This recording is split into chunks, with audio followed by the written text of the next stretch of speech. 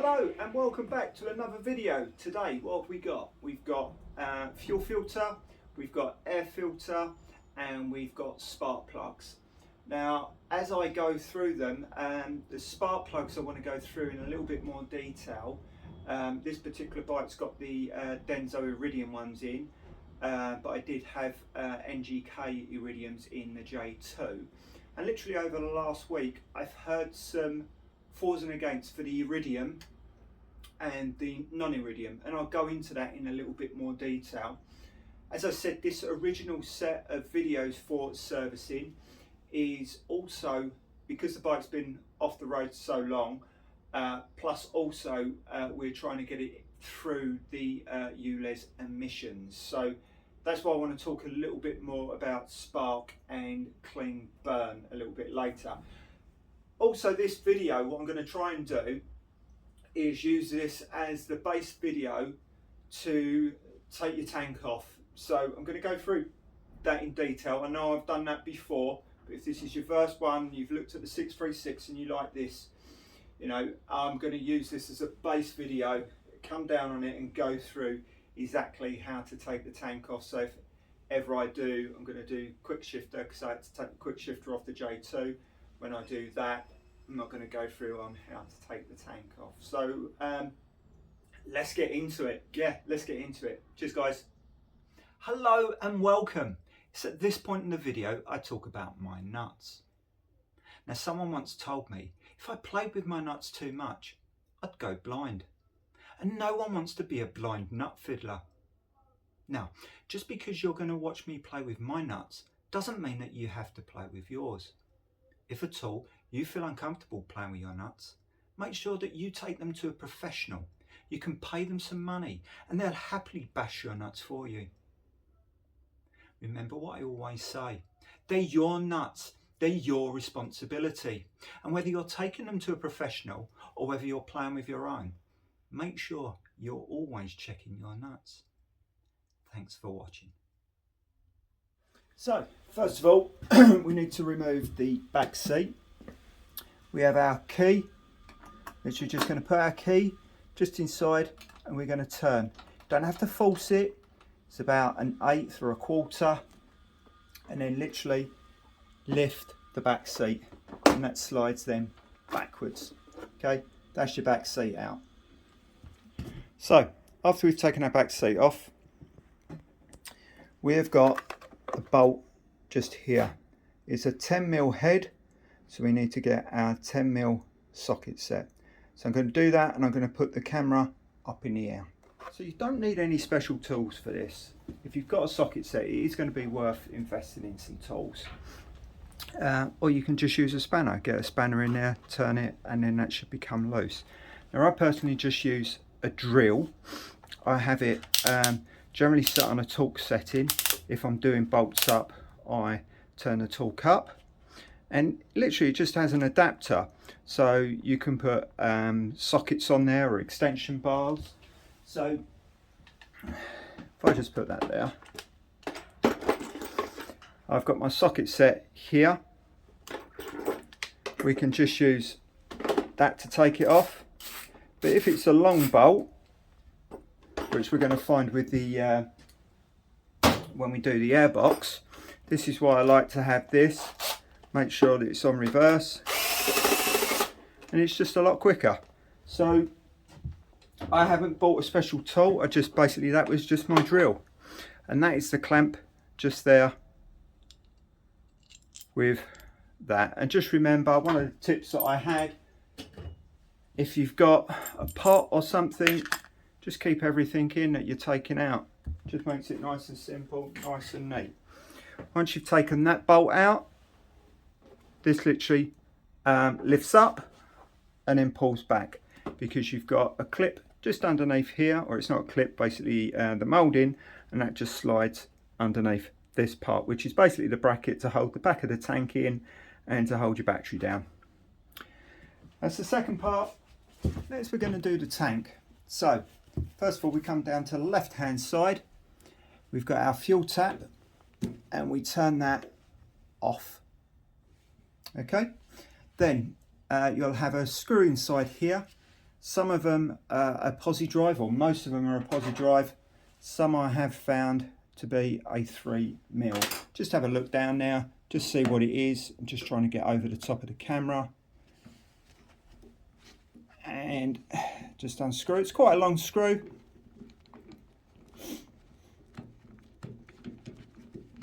And then that pulls off. Generally the screw stays inside, but do be careful, don't lose it, because they're a particular size. You know, put that back in your tray. That's the second part. Third part. Now we're just going to move just round the corner, and I'm going to probably try and get my GoPro because I'll have a big light for this. All right, cheers guys. So this next part can be a little bit fiddly, and what we're doing is we're removing the fuel line that comes from the petcock, from the tank that goes into the fuel filter. Now I'm just going to zoom in, just to try and show you what we're actually trying to take apart. Now, first of all, we've got to remove that clip there, and then we have to remove off the hose. And it can be quite fiddly. I've got an arrangement of tools, and this particular one is, if I can get it on camera, I've got some long reach pliers. Okay, now the long reach pliers are generally going sideways. I'm going to come out a little bit. I'm just desperately trying to get this so you can actually see. So generally come in from the side, open up the pliers and get on the clip. I then clip down and pull back. So that, as you can see, is now the clip off. Sometimes if you try and pull this hose, one, you're pulling this hose around and it can wear against the petcock as the tube comes round. The other thing is, during the different temperatures, this could be quite stuck on firmly to the plastic surroundings of the fuel filter. So first of all, get yourself old rag, pair of old pants. When I've ripped them, nothing goes to waste. We go to recycling, and what you want to do is you want to get that underneath, so if any fuel drops down, it's going to go into the rag. Now I'm just going to try and see if I can just pull this back, which I can't. So now what I'm going to do is I'm going to take a screwdriver, which I've got with a plastic part in the middle, and I'm going to come from this angle down here. So this is basically going between the tank and the frame, and it is literally so I can get, if I can just push that up so you can see, I can't actually move the camera anymore. So I'm literally just starting it off. So if I keep the camera there,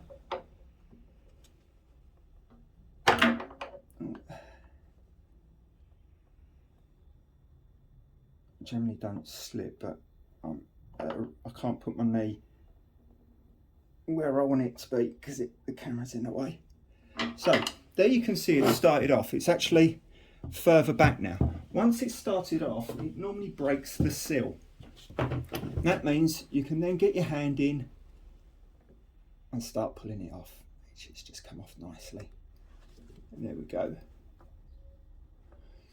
Okay, so we've got the fuel. A bit of fuel comes out. You can, if you want to, start the bike and run it out of fuel for a little bit, but for that amount of fuel, it's not worth it. Okay, so that's that off. Let's go back up to the top.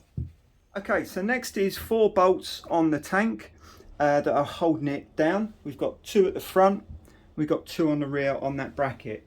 First of all, we take off this breather pipe so it gives us easier access.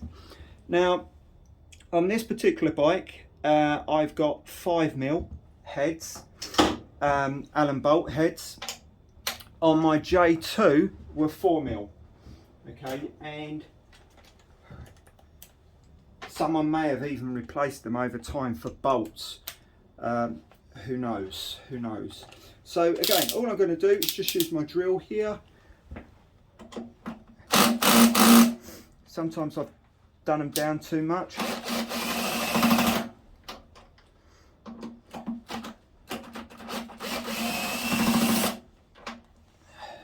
And then we've got them at the front. The reason that I like this is because I know it sounds ridiculous. When you actually use a ratchet, you actually do twist your back. So all those little movements really do affect me. And it's just using tools like this that I've found that really adapt for me to be able to last longer. Everyone likes a tool that you can last longer. So bracket off, put that to the side. And then you've got 2 bolts at the front and they can go in your little tray. The tank is now ready to come off. But the most important thing is protecting the tank. I personally don't like just putting it down on the floor. What I do is, I'll see whether I can just do it. Right, I'm just going to pause and show you how I put the tank. So there we have 2 little chairs. So I've basically got somewhere that it can be lifted off, and I've got a towel there for protection. Okay, so what I'm going to do is now lift off the tank. I'm going to come back round for this.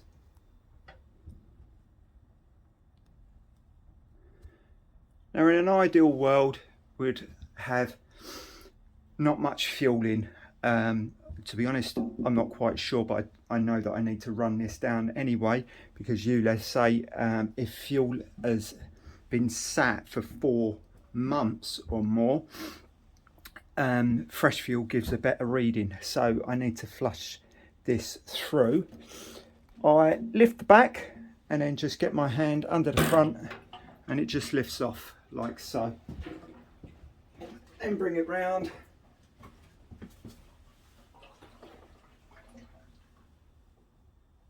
And then that's me nice and safely on now. I'm just going to move the camera back over.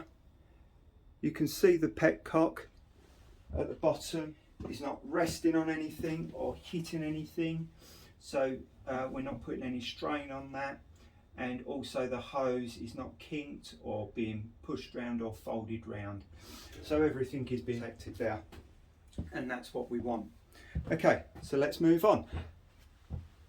So in a normal service, what I would do, I would normally at this point change the fuel filter, but I want to get the air filter out, cleaned and dried as quickly as possible. Normally what I do, if you're swapping over a filter, it doesn't matter, but there's a can in there, so I need to clean it and then re-oil it.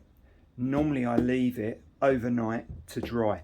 I haven't got that option today, so we're gonna basically stick it on the radiator, let that cool down. So we want to get the airbox off as quickly as possible. So first of all, we've got this breather pipe. We just move that clip back and just work that hose off. Now we've got 1, 2, 3, 4, 5, 6, 7, 10mm bolts that you can undo with a spanner. Again, I just come in with the drill, just makes it nice and easy for me.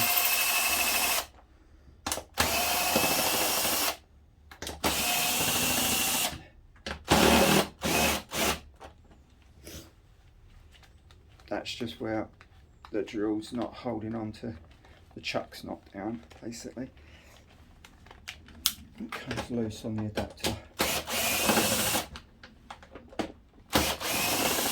Now you notice I started off in the middle because this last one has got a clamp on it, or it should have a clamp, basically like a guide where all my heated grip, not heated grips, sorry, all the cables come round that like pickup speed, like the pickup side of it. I've not explained that really well, but I'll show you the clamp.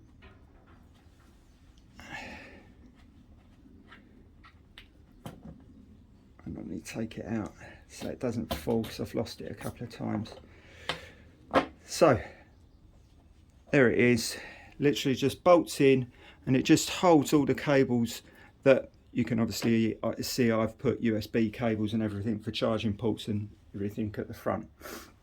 So that, don't lose that, put that aside, put that in your little little cap. Once they're all undone, it does take a bit of a wiggle, and sometimes some of them are not completely off, but that's it. That's your top bit done.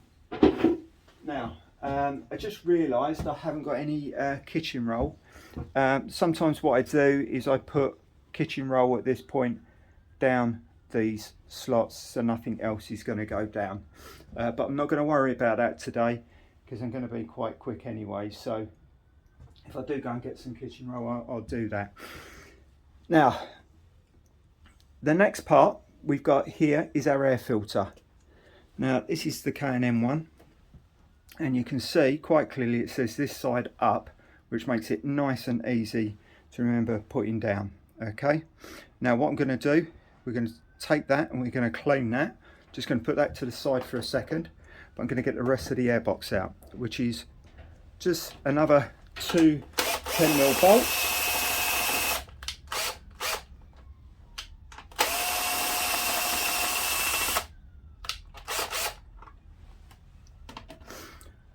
What I do is I lift up, make sure that this is clear of the trumpets, pull to the right, pull to the left, and just lift up, and that's it.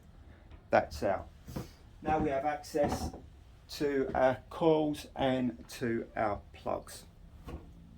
Let's clean the filter. So like anything, preparation is the key. Now if you have got a K&M filter, or I was going to say, if you're not sure whether you've got a K&M filter, obviously you need to check, but these are the two bits that you're going to need to recharge your K&M air filter. Now these come in packs. This is personally what I prefer, because they do come in like a spray can for the cleaner, and then they come in, rather than like a spray can, they come in like that kind of thing for the oil. But these are the preferred ones that I use. I don't know whether it's got a particular code. If it has, I'll put it up on screen. So we've got our cleaner here and we've got our oil. We can put our oil to the side. Now these kits will last absolutely ages, and I do drench them with cleaning agent. Now there's not a specific way of putting this cleaning agent on, whether it's from the top or the bottom, but generally this top will be cleaner and the bottom will be dirty, because that's the first part, that's where all the air is coming up into. And I don't know whether you can see, you've got some fluff inside, you've got some, I don't know whether there's any insects or anything, but we want to make sure all of that is out. I give it an absolute drenching on both sides, and we put that aside and we leave it for about 5-10 minutes. Okay, so I've drenched this side. Now I'm going to drench this, and the reason that I'm doing it in a bowl is because I normally then rinse it out with a hose. It's really cold at the moment, and as I say, I want to get this dry as quickly as possible. It is worth doing it outside because I can actually feel it going into my lungs. But what I do for the viewers, there you go. Just had to switch hands because my hands are hurting. But as I say, I just like to give it an absolute drenching. I don't know whether there's a right way or a wrong way, but I don't mind making sure that it's clean. Sometimes if it was really dirty, I'd clean it twice, you know. But it's generally the middle part that gets really dirty. Now what I do is I leave the cleaning agent generally that way round. Now I don't know whether that's right, because when you wash it out, you only wash it that way, so the water goes through the top, so it's not pushing the dirt through. However, I like to leave it that way because then the penetrant is actually getting into it, if that makes sense. Let's give it another. As you see, I use a lot, but as I say, I am not bothered about making sure that it's clean. That's the one thing I want to do, and especially if it's once a year or 1,000 miles. Now, how often are you going to do it? So yeah, there we go. We'll leave that. While that's going in for 5-10 minutes, let's crack on with some plugs. So next of all, we've got plugs. Now, we're just going to do a little bit of preparation for taking the plugs out, because getting to these two in the middle is easy. Getting to these two is a little bit more difficult. Steering wheel to the left hand side, and you have a screw just inside here. Now I'm going to do this side, and you basically do the same to the right hand side, and then just going to pop. Just keep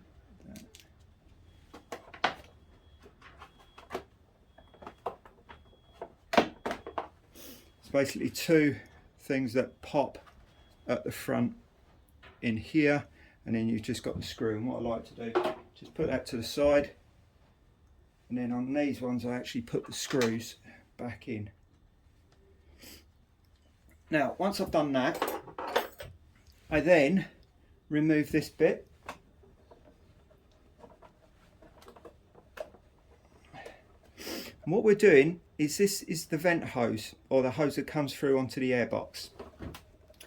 And once I've got that slightly off, I then start pulling back.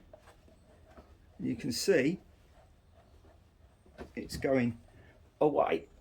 Now, as long as I can tuck it like so, we now have a lot better access to the left hand plug. What I'm going to do is I'm going to do that to the same to the right hand side. Now, something I actually forgot to mention, because when I opened or took off the airbox, you might think, well, that looks a lot cleaner than what mine does. Not necessarily clean, but it's missing something. Now, it'll be missing this, which is the secondary air intake system. And these two parts connect to these bits that have been blocked off. And I'm just going to bring it in a little bit closer so you can try and see. These parts here, this would normally sit in between that. Okay, then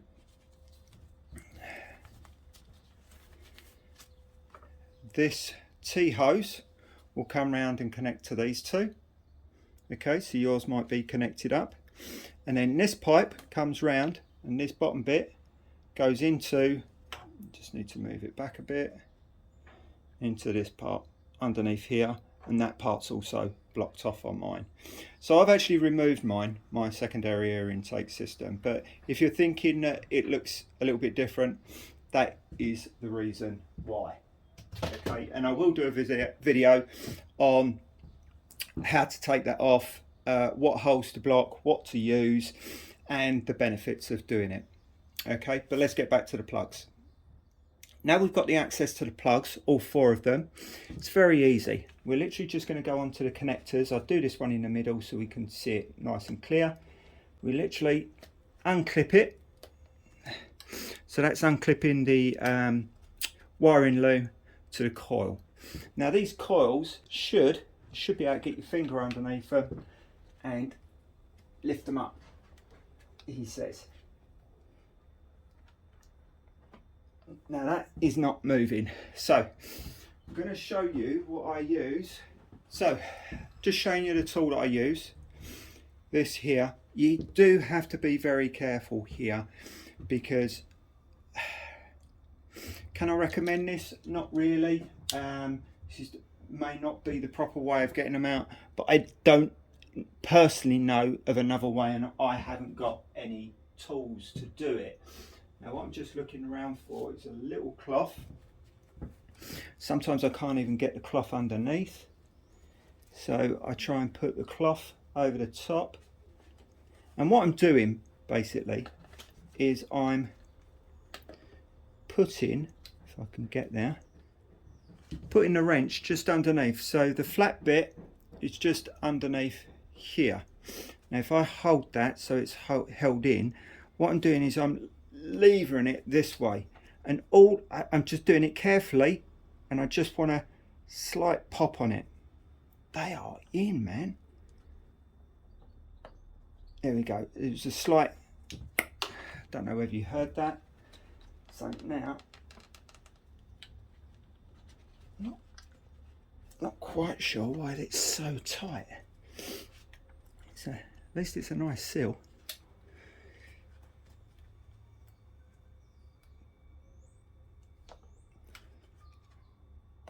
There we go.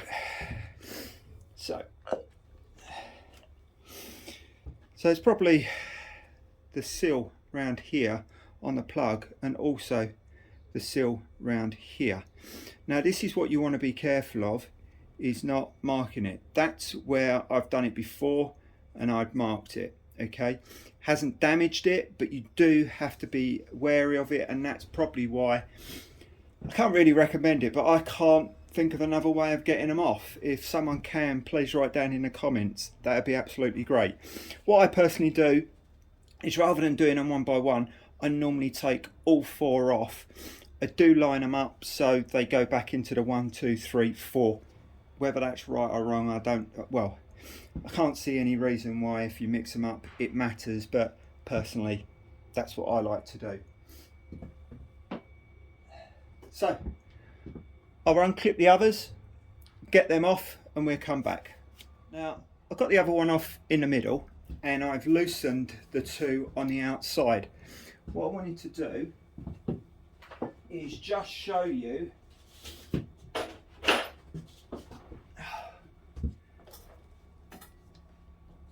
how now brown cow, taking this vent out makes it easier to get these out, because you can see that's going up inside there. So we've got one out. This one's a little bit more tricky. We've got wiring loom going round, but again, all we do, we're just patient, don't have to force it, and it just clears straight out. And it's going to be the same with the plugs. It just makes that little bit more room of just moving them out the way. So let's take one of the plugs out. We'll take number 1 out first, and I never know whether that's number 1 or that's number 1. Some of people have told me that's number 1, but I take that as number 1 personally, because that's what it tells me in the book. Spark plugs. Now this was quite frustrating when I first started doing it, until I got my own little way of doing it. Now, before I bought this A1P, I went through different tools to get that over the top, to make sure it fits. I think is it that end, or is it that end? It's that end. But the problem with that is that it's not proper spark plug tool, and I was trying to get a proper spark plug tool to get down, undo, and still get it out. Now, when I bought the A1P, the original toolkit was in it, and it came with this, which transferred my life on taking out spark plugs.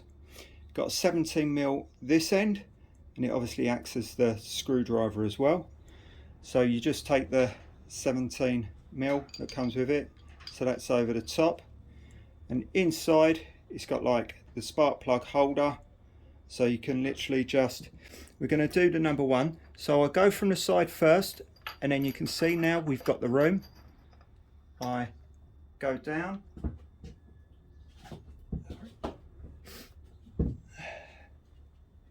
these I only normally nip up, so it shouldn't be too tight, but it's just awkward.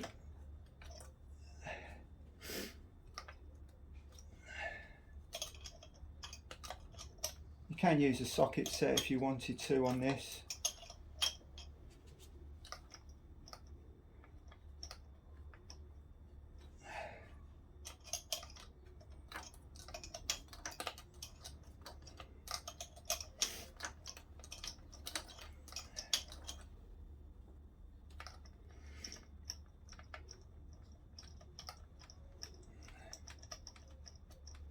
It's going to be interesting to see what these plugs are like, because I actually can't remember the last time I took these out.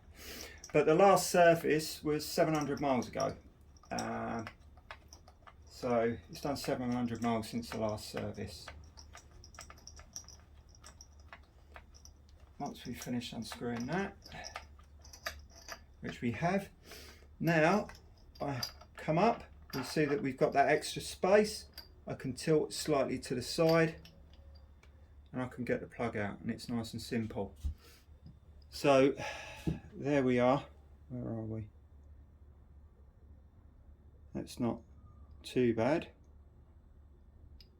You can't really focus on that. A little bit oily. But the actual top part where it's sparking is spot on. So just get a cloth, I'll clean that up, I'll check the gap on it, and I'll use a brush and then put that back in. Okay, once I've cleaned this up and gapped it, I think we'll do the air filter next. So we are all clean. See there, all clean. Used a God, my brain. So little wire brush, just a little wire brush on it. Then, oh, get it in camera. Little wire brush. Ideally, don't do it over the engine like I've just done. Good job, I did put them bits down. So do it to the side. Now, Kawasaki say that the gap should be between 0.7 of a mil and 0.8 of a mil. Now the ones that I've actually got, I've actually not got a 7th. I've only got a 660, so I put that one away.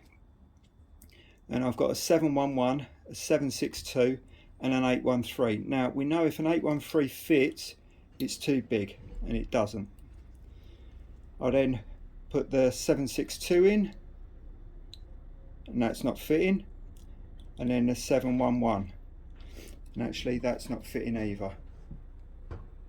So I'm just going to make sure. Yeah, the 711 actually does fit, so it goes in. There we go. It was just because I was doing it at an angle and trying to make sure it's on camera. So the 711 goes in, the 762 doesn't. So we know that that's between 711 and 762, so we know it's gapped absolutely fine, so that one can go back in. So it's the reverse, nice and simple. These are the bits that do my back in, so I can't lean over.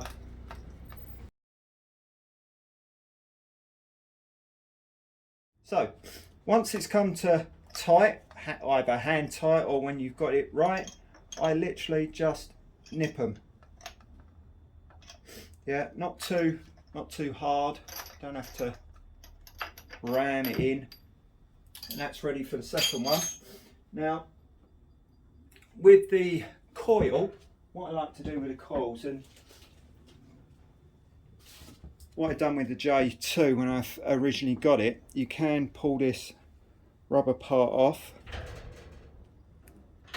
I've just done that off camera, so this rubber does come off. I literally washed all of that. This top cap comes off as well.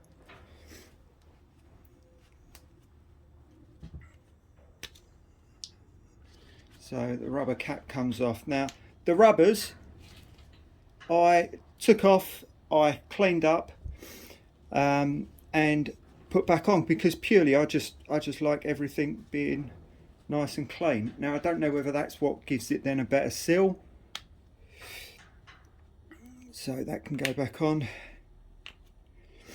and they look nice and new. So there we go. That one can go back in again, just at an angle, and then just straight down. And these just want to be clipped in.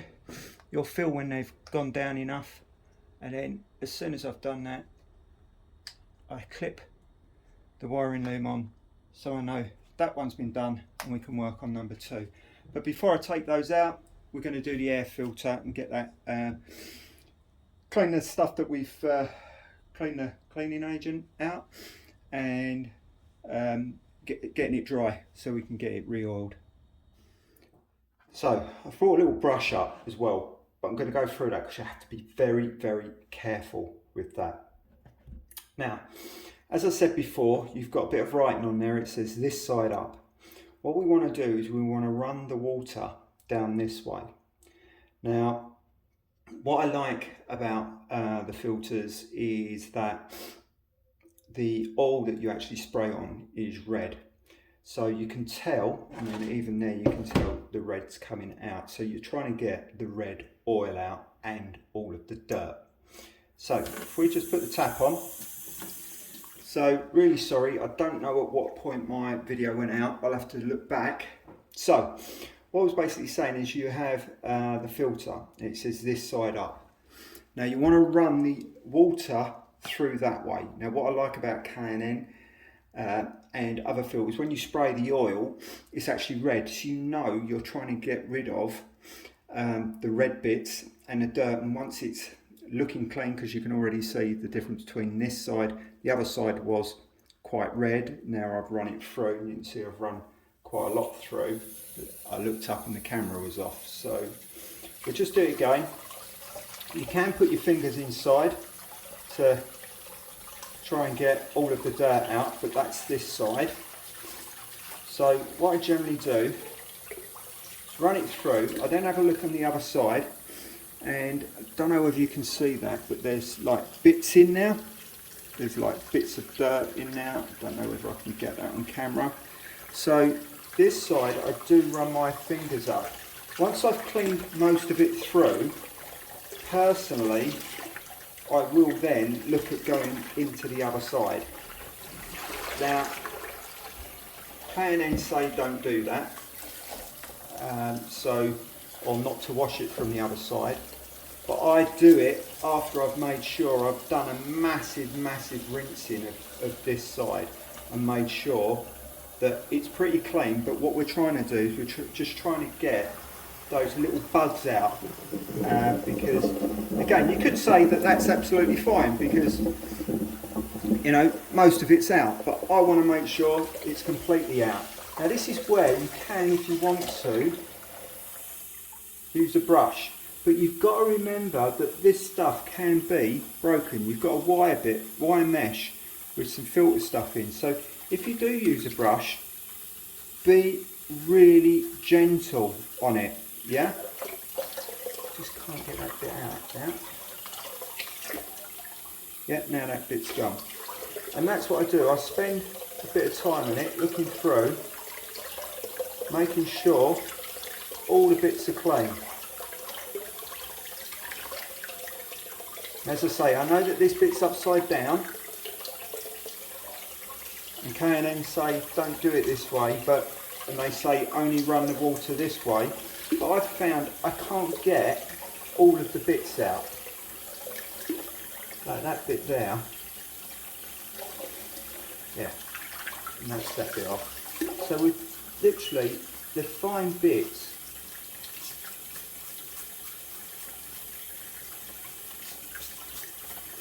And once I've got most of it out, like that bit, that was a big bit. Because you don't want to push it through. You don't want to push it through to the other side, because otherwise then that's going to go into the carburettor. So that's where the fine line is between getting those bits out and making sure that they haven't gone through.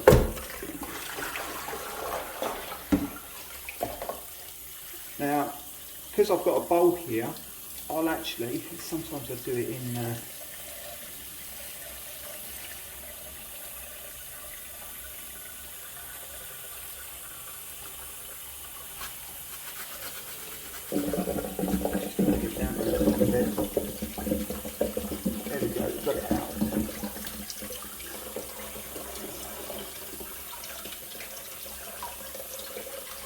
I just like getting it super clean, basically, just making sure everything's out of it.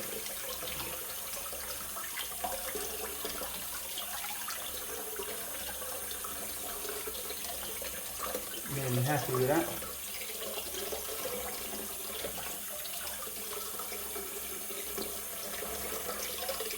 cool, I'm happy with that. I'm just going to check the other side and make sure I've not pushed anything through.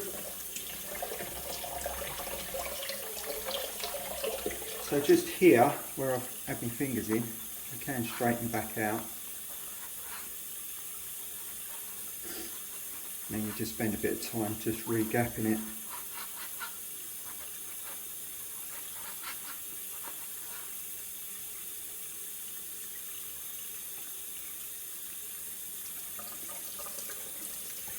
So sometimes where I've got a bucket, I will just get the rest of the crap out. But again, once that's then done, check this side up, make sure there's nothing on this side that's going to blow into the carburetor. So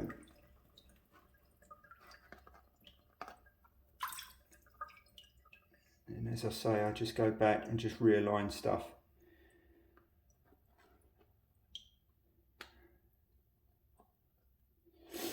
There we go. Let's get that on the radiator and get the other plugs out. Cool, guys. So you can see just on the right hand side, we've got the air filter on the radiator. Got that drying out. We're going to crack on with the other plugs. And they're literally just going to be nipped.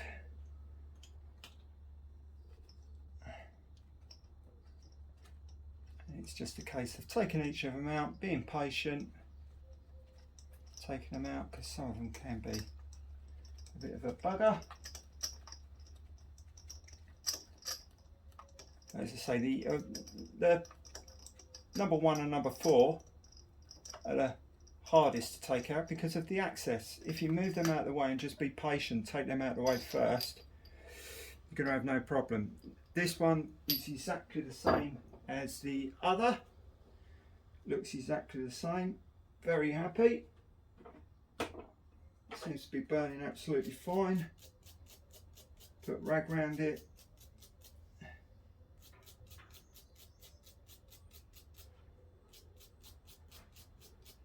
give them a clean.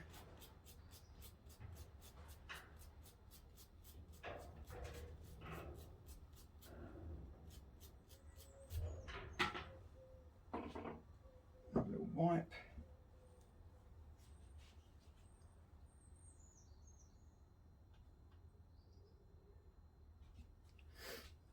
It's done, and then where did me? I've got me 7.1, 7.62 and 8.13. 8.13 doesn't fit. 7.62 it's just sort of like going into the opening, and then the 7.11 fits just nice. So that one's done, all clean back. And obviously if we've got new plugs, you're just going to need to gap them and refit, and simple as. You're just not cleaning them. And that's what I was going to say about the difference between iridiums and non-iridiums. Now, I was talking to Gary down at the ULEZ test centre, and I was saying to him about different sparks. Now, because I've been watching a 44 teeth video, and is it JHS Racing? They had a YZF 750 for Budget Bike Battle, and his YZF was playing up, and James turned round and said, Chris turned round and said it's got iridium plugs in it, and James turned around and he said, we don't like plugs, iridium plugs, in the old bikes. Now, what is old? Is this classed as old? Is the 98 to 02 classed as old? But he gave the reason. He said that basically the electronic system, or whatever it is, doesn't give enough current to give the best spark for iridium plugs. And basically, if you put the standard plugs in, you will get a better spark. Now, I don't know whether iridium plugs give you better performance or not. I think in my review, in my review, I said I don't believe there's any benefit for iridium plugs, apart from they last 60,000 miles. So you can take them out and clean them. Now I generally take my plugs out every 500 miles and check them, clean them, gap them. That one's nice and clean. So that is really the only benefit. Now, going back to ULEZ, I spoke to Gary about that I had Denso iridium plugs and should I put standard ones on to give a cleaner burn, because that's really what they talk about. They talk about a clean burn, everything being burnt in there before it gets shoved out to meet these emissions. And he's done a lot of racing, and he said that what they found, he's never really found any difference in performance, but what he has found is that, you know, when a bike is sort of low on battery and doesn't want to like kick into life, he said if that bike's got iridium plugs and we take the iridium plugs out and we put standard plugs in, it fires up. He said, now as far as do they produce lower emissions, I don't know, but from what he said, it's actually, it must be easier to spark with the electronic system that we're running. So I don't know how true that is, or I know that's true because he wouldn't lie to me, but I don't know whether then iridium plugs are pointless in this kind of age of vehicle. So what I've done is I've ordered some standard plugs, standard NGKs. Now, you can buy a lot off of eBay. The problem that I find with eBay or Amazon, you can buy fakes. I was looking for a genuine iPhone charger for my wife for Christmas, and she'll only use genuine leads. She won't use any other leads because she's had problems in the past and it's broke her battery. So I went on to Amazon. It's a genuine cable, 25 quid, and I went down to the reviews and someone stated this is not a genuine cable. It will not charge with my phone. So you do get a lot of fakes. So I've actually bought them from I'm talking and going along and I've lost where I am. Did I do that up? I did, didn't I? Yeah. So I always like to make sure that I've got genuine plugs rather than a cheap knockoff. So I've bought them from Halfords and they're being delivered. And I don't know what kind of test I'm going to do of how to do the difference. I might have a chat with Dave and see if we can come down one day and that's the problem. If you go on a dyno one day and go on a dyno the other, there's so many variables that God, did you hear how confidently I said variables? I think I found a word that I was like, yeah, that sounds clever. We're funny, aren't we? So yeah, there's so many different variables when you're going on a dyno on different days. You know, if the wind's blowing the wrong way, you don't get as much brake horsepower. So I don't know whether to do, I don't know. I might just stick them in because I'm desperate to get past the ULEZ zone, or do I just do the iridiums so I can come back to you guys and go, well, if you've got iridiums in, don't bother about changing your plugs.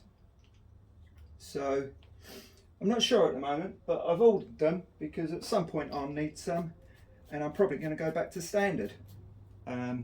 Saying that because of the information that I've learned over the last couple of days, and all I'll do is I'll just replace them every year. Clean them out throughout the year, and again, that's probably overkill if I'm only doing 1,000 miles, or change them every 2 years. I don't know. I'm not quite sure yet what I'm going to do with that. All I know is that whatever's in there is clean, so knowing that it's not giving me any performance advantage, just having something in there that's clean and that's giving a good spark,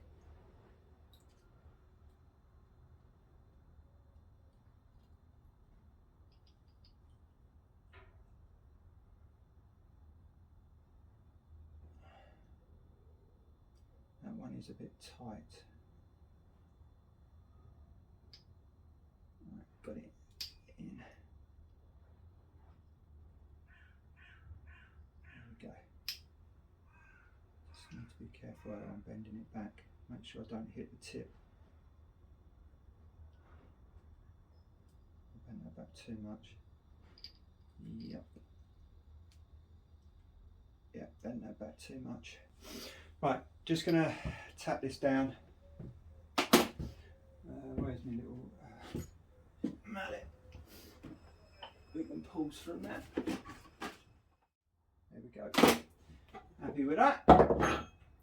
Nice and clean. Let's get that back in.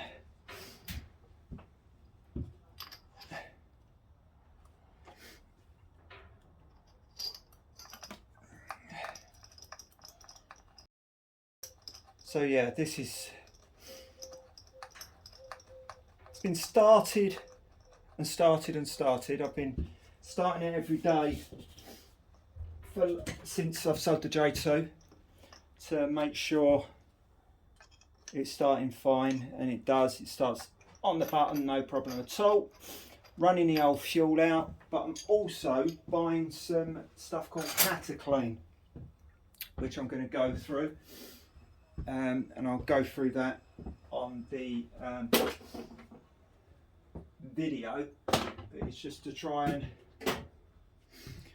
make sure, or not make sure, to do everything I can to get it through ULEZ, because you pay for a test, and then if it doesn't go through a test, they then start adjusting different bits and pieces, which then cost more money, because once they've then done it, they then have to do another test, and the test is about 10-15 minutes long, because they have to have it on a rolling road, and they basically do town riding on a rolling road. That's all nice and clean. That can go back in, and we get a nice click.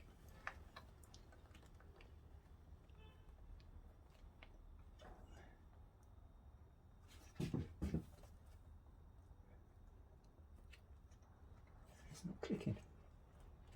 Why isn't it clicking in?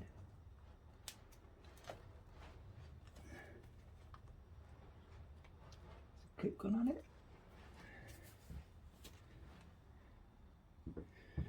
That's the rubber.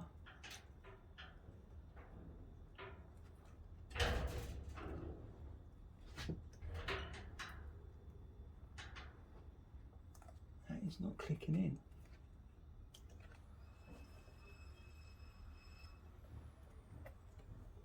Right, so I'm not happy with that. So, because basically it's meant to click. Just double checking and making sure. What I'm going to do is push this rubber connection back. All the way back.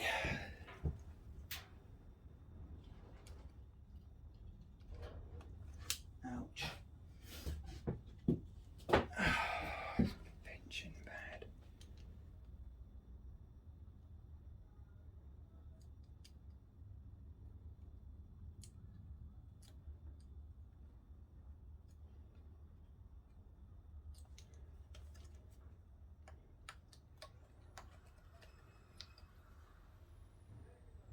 What's at the front? That's what you want to hear. You want to hear that click. But this Right, something is going wrong with this red bit. Is there a particular way in which it should go on? No. Let's see whether it clicks on without the red bit. No, the click's gone on it.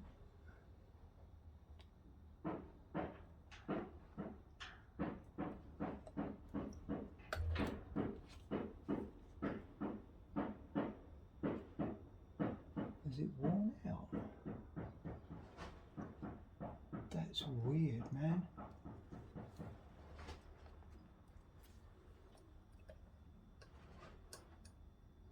Right, I'm going to try and find out whether it's that or that.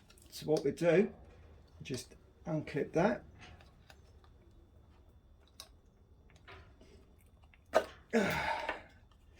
Take that one out. Unclip that. Don't drop them. That looks fine. Yeah, ideally you don't want to drop the coils because you can break them.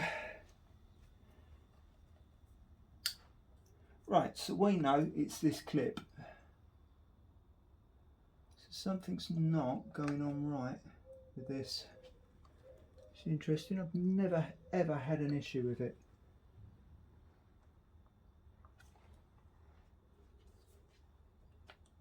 What way should it be? So that should be level.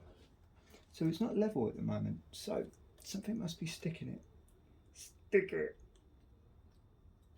So let's take that one back out. Put it out because we know it was in there before. Put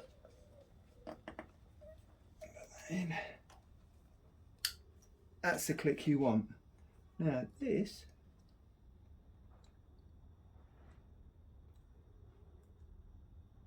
what's going on with that? It looks like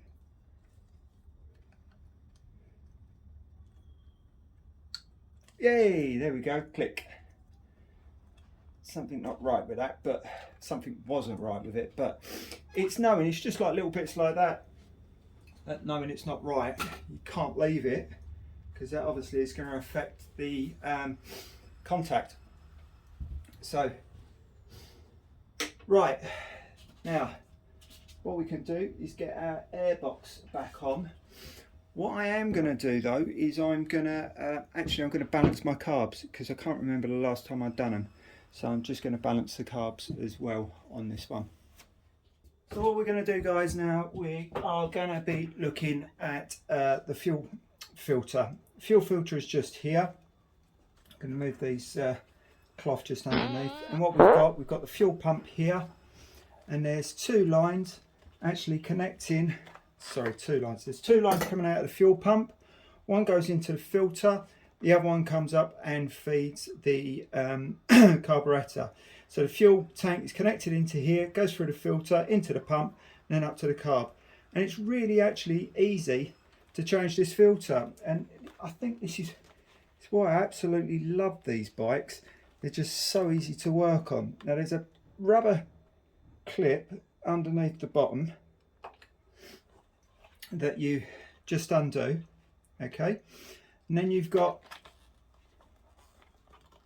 press clip just here.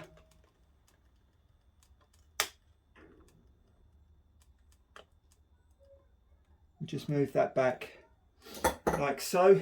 Now it may come off, or I might need a screwdriver just to get it going.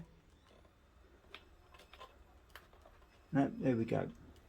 So that's off. That's your fuel filter, and that's the new one. So you can bin that.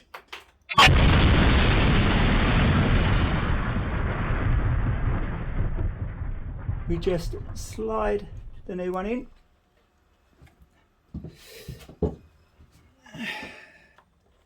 Get the clamp.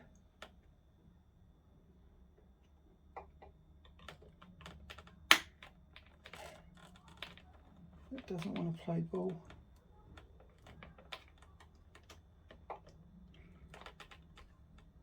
Pull that back over. Now this, actually, I don't know, you should be able to see that. That's basically going over there and getting in there. So just pull that back over, push that down, make sure that's clamped in. There we go, done. Take the pants out now. And that's the fuel filter. So let's get the airbox back on. So, silly sod. So I've got to put these AirPods back on first. So just cut and we'll do the AirPods first. I actually turned it back on because I thought maybe you can watch me struggle with the AirPods. It's literally just getting them back through.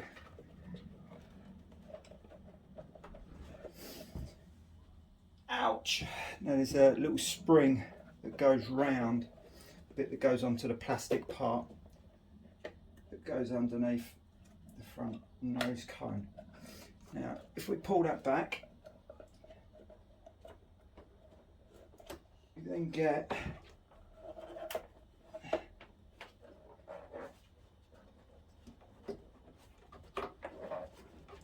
you have to make sure that that's round and that's sealed.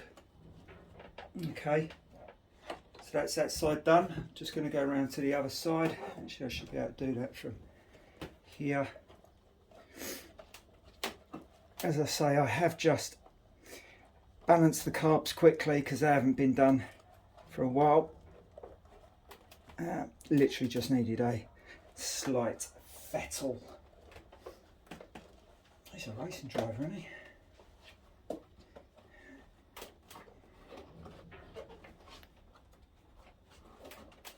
Right, that's that. So they're back in. Now, what we're going to do, so you can see that little doobry there, and there's one on the other side. That is to marry up with there. And there's not one at the bottom, but there's one at the bottom cut out. Now, this can be a little bit of a fight. Having the secondary air intake system out of the way just gives it so much more room. Now we're not so worried about the back bit. First of all, we want to get this front bit in. So I always generally do this left side first.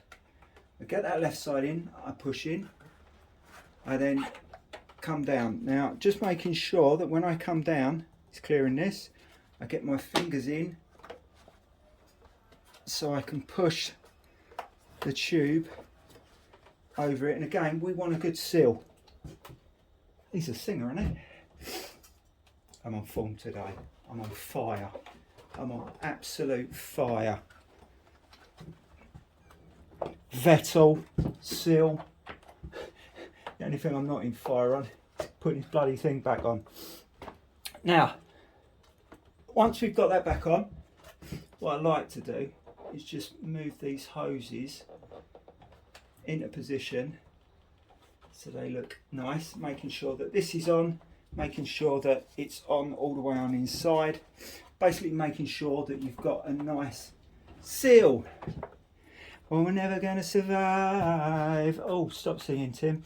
Right, so make sure all round here is going to be nice, and it actually pops in, which that's not doing. So just make sure that that's down.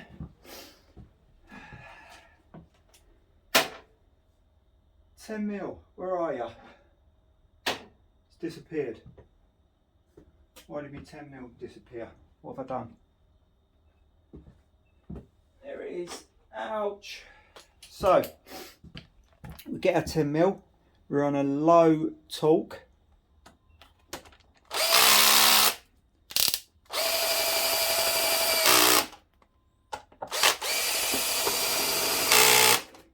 So once I've done that, and normally just nip them up. Okay, next we've got the air filter. That's been on here for about an hour now. I'm just going to line this up. Still got a couple of little bits in there, but you can sometimes. I mean, sometimes I've washed them twice and 3 times and that. So, you know, if you want it perfect. But right, let me show you how much oil you need to be squirting on, and where to do your squirting. Let's squirt. So I've come outside for this point. We've got our Canon oil filter. Oh, that's the filter and that's the oil. Now, what I originally said, this side up, so that's how it goes in the airbox. We do not spray this side. A lot of people put far too much oil on it, plus also they put oil this side, which will just go straight down into carburetors, blocks and jets, and cause you all amounts of buggery. Okay, now just be careful that your Norris is squirting in the right place. There's a lot of wind today, not just from me but actually from the weather, so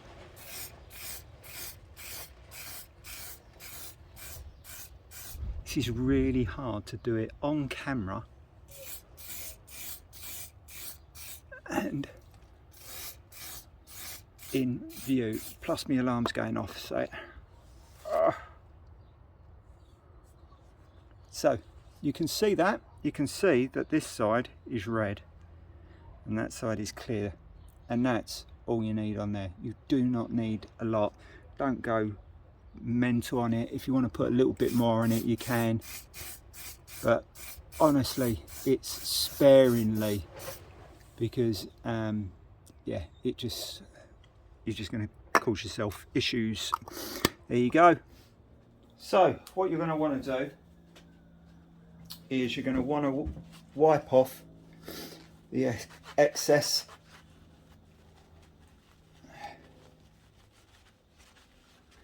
because there's no need for it. Okay, make that all nice. There we go. Dunny. Then we've got this side up. We can put that nice and firmly in like so. Make sure it's nice and down. I can see some gaps, so you can, again, you can play around for bleeding ever with these things after you've cleaned them, so just make sure, you know, that's good enough. It's not a problem at all. That is not an issue. And then even though it's not seen, you can wipe round inside here. We've got the top of the box. It's like the top of the pops.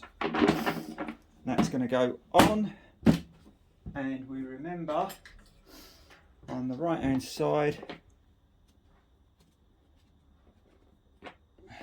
our little holder of all our little gems. That can go in now.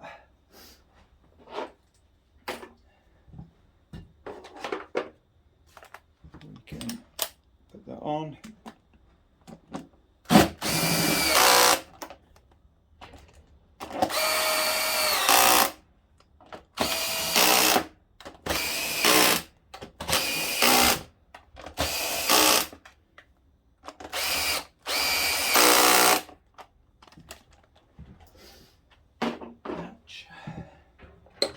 And then just get my debris, little wrench, and just tighten them down,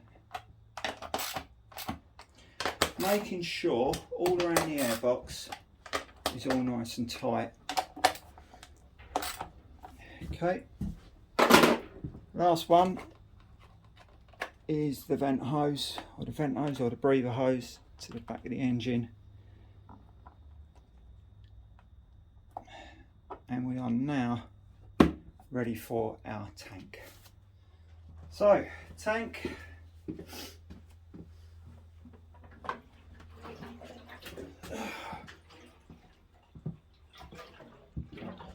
Just be nice and gentle. I normally put the front down first. just watch the vent hose because it normally tucks itself underneath.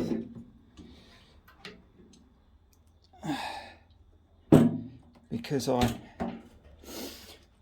I started up my bike, I had to take some fuel for me. That's why that bit was back on. So we can then get our bracket.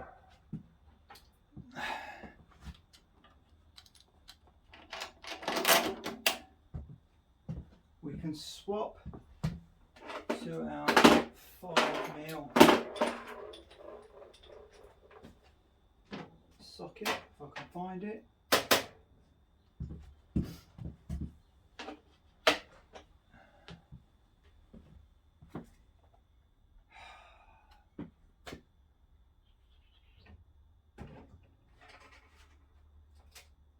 Does anyone else do this?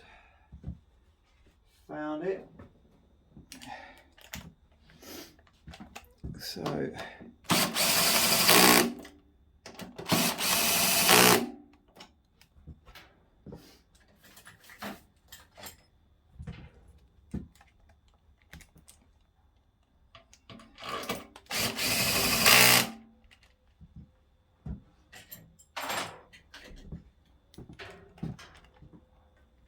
I actually realised after spending so much time in the last 2 weeks working on the J and seeing how clean the engine was and how much I'd cleaned even like little things like bolts and stuff, I need to do that on this. So this will be getting a strip down, but I want to get it on the road, get it running. I'm not worried about salt or anything like that because I will be cleaning it.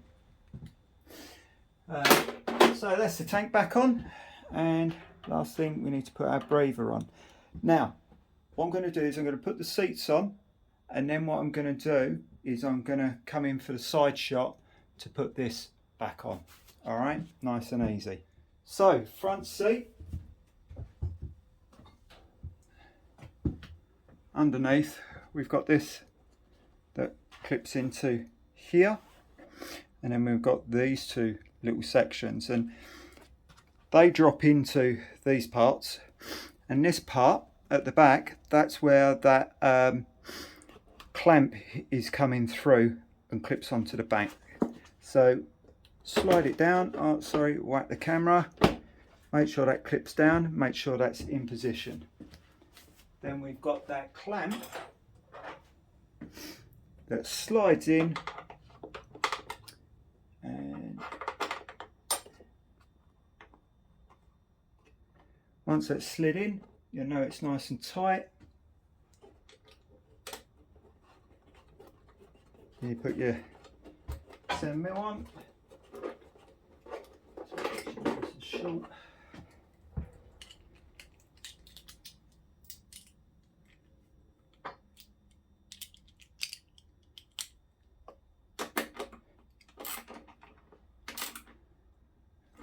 That's that done.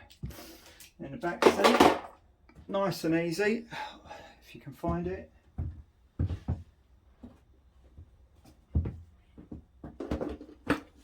Just the top, and that is basically sliding in.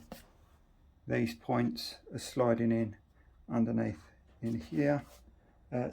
In here, or where it's sliding. I don't know where it's sliding. Can't see it. So they're sliding on top of that, and it's actually going in between those bars, and then the back bit is going in here. So I rest this on first, a little bit forward, slide it back, put it down, make sure your key's not inside it, otherwise you're buggered. So hopefully that's a little bit clearer, because what I've done is I've actually taken my light off. And what I do, just turn that on, so, and do it like that. So you can actually see what we're doing and what we done last time. If I come from the other side, I don't know whether I can. We've got this hose, and that's going over into the filter. Okay, so I've just got to put the light down. I don't know whether I can rest it somewhere. bloody bright. It's going to fall down.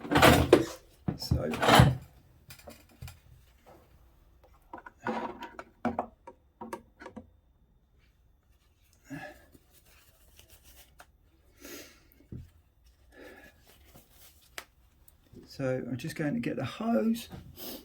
I'm sliding the hose over the top. Ideally I like it shoved all the way down into it, which it is. And then if you remember, I get my pliers. Need to get it just around the corner first. There we go. So I've started it around the corner, and then I can come side on with it like so.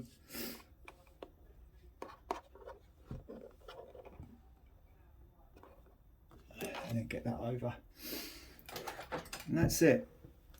And there's one more bit that I need to do that I forgot to do. When I put those side pods on, I just didn't put the plastic parts back on. We'll just clip those back in. Quickly just do this by hand. We've got the side pod.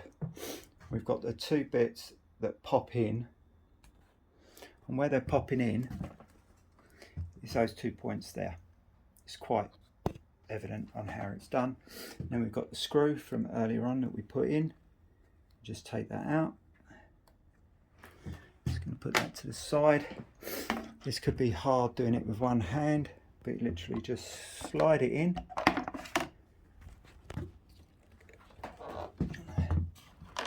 And line up the first one at the first juncture.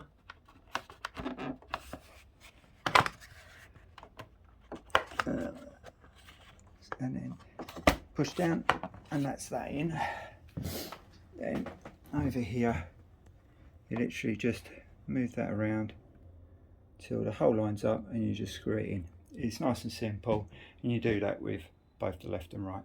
Cheers guys. So guys, we are done for another video. One thing I forgot to say and show on camera was just on your tank, when you're putting the tank back on, when you've clipped the hose back on, just on the side of the petcock, you'd have your plastic switch that we took off originally. Showed you how to take it off. That's either a screwdriver or a 3mm. Make sure you're putting that back on, screwing it on, and as soon as you screwed it on, turn it on.